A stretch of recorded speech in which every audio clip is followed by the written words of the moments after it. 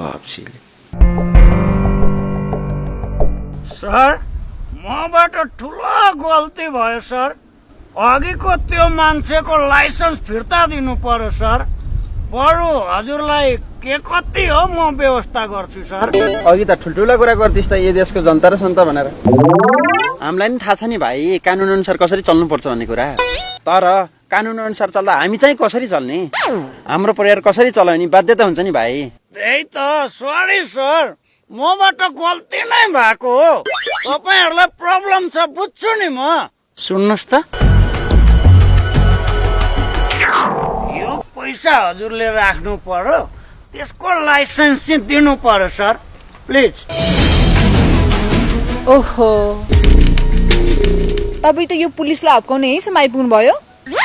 तपाईँ त साँच्चीकै महान हुनुहुँदो रहेछ त्यही त यस्तालाई त छोड्ने नै होइन नि